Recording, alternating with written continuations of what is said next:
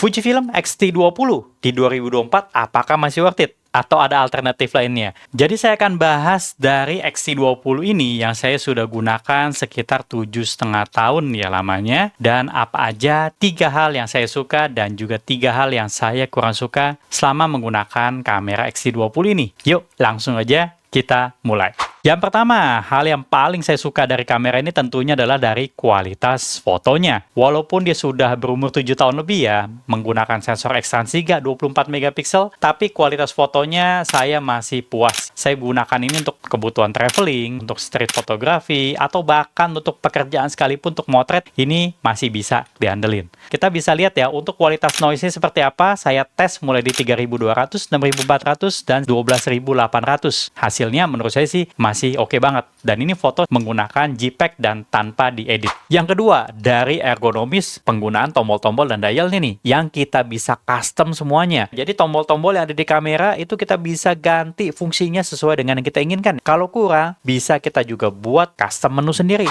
Yang ketiga saya suka adalah modelnya nih ya. Ini yang retro klasik ya. Modelnya tuh lebih tidak kaku sih menurut saya. Dan desainnya juga nih compact, sehingga kita mau bawa motret kemana-mana tuh juga enak-enak aja nih, karena tidak terlalu mencolok untuk penampilannya. Sekarang kita masuk ke bagian hal yang kurang sukanya dengan si X-T20 ini. Yang pertama adalah baterainya. Ya, baterainya menurut saya sih tergolong kecil ya. Jadi kalau misalkan kita mau motret seharian untuk mau traveling ya, itu minimal butuh 2 baterai ya, atau bahkan bisa lebih kalau misalnya kita ada buat video juga. Yang kedua adalah dari gripnya. Terlalu minimal sih menurut saya ya. Jadi kalau misalkan kita gunakan itu lensa yang cukup besar, ini akan menjadi tidak imbang nih. Karena pegangannya terlalu kecil. Kalau kita gunakan kamera ini terutama dengan lensa yang ukuran lebih besar atau dalam jangka waktu yang lama, pergelangan tangan tuh berasa ada kurang nyaman. Jadi untuk mengatasi hal tersebut harus beli L-plate lagi nih ya, aksesoris tambahan untuk X-T20 supaya bisa digunakan itu gripnya menjadi lebih nyaman.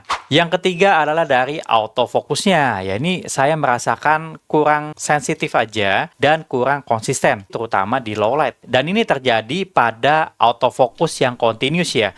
Tapi seiring berjalannya dengan waktu, ini saya ada perlu tambahan effort aja nih. Entah itu saya ganti ya, alternatifnya itu ganti ke single autofocus ya, titiknya. Atau saya ganti AFC custom settingnya nih.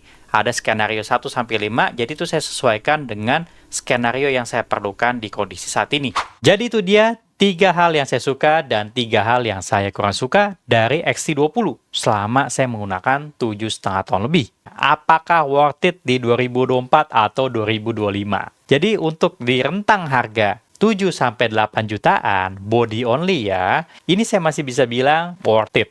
Untuk foto, ini hasilnya masih oke banget. Untuk video, sudah bisa 4K juga 30 fps. Apabila teman-teman masih ada pertanyaan yang lain ya, boleh aja langsung komen-komen di kolom komentar. Jangan lupa juga dibantu like dan share apabila teman-teman suka dengan video ini. Dan follow terus untuk mendapatkan informasi dan update selanjutnya.